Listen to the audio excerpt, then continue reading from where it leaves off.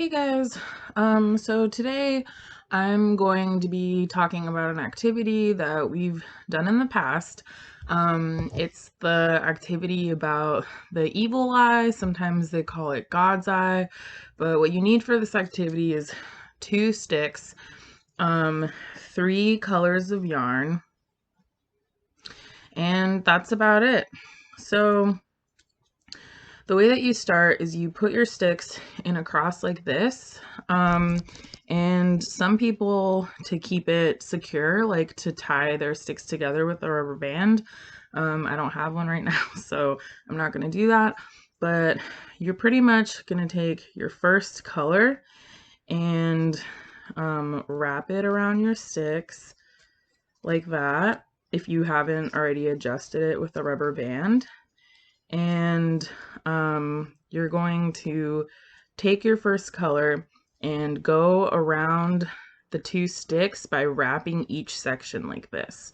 So once you wrap one section, then you turn around and you wrap the next, and you make sure that you're doing it in the same direction, just because that's a really good way to get confused and mess up on the pattern that you're using to do your yarn. So as you can see, it's starting to make this little pattern right here because we are just, I ran out of yarn, because we are just circling the sticks around.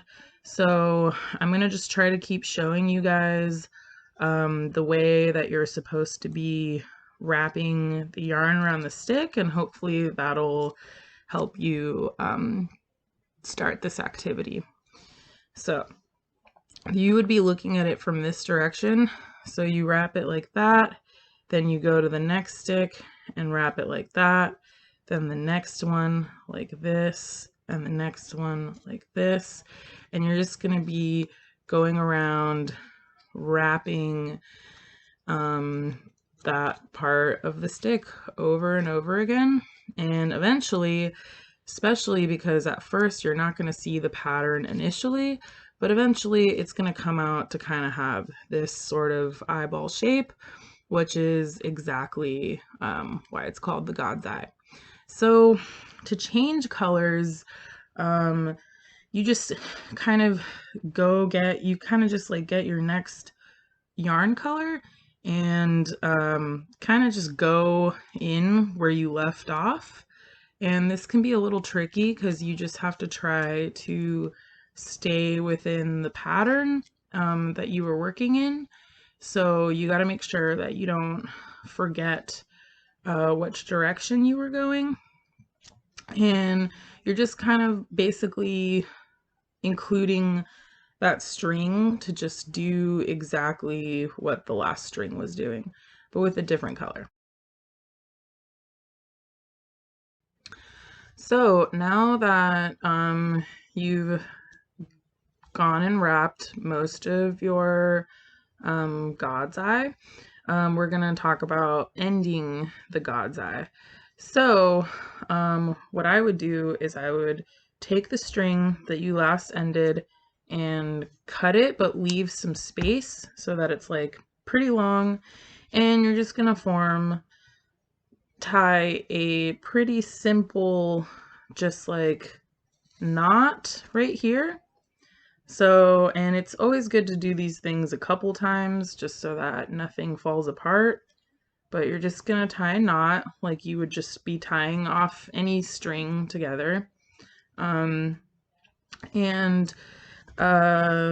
if you have extra colors like dangling from the same side, a good suggestion would be to tie it in that way so that you can dangle it and hang it. Then you cut off the extra string so that nothing is kind of just like hanging out. And you can see the difference between the front and the back. And also, these things do take time. They're not going to be perfect. Sometimes not very easy at first, especially trying to get all of the patterns correct in tying it. But this is pretty much how you make it.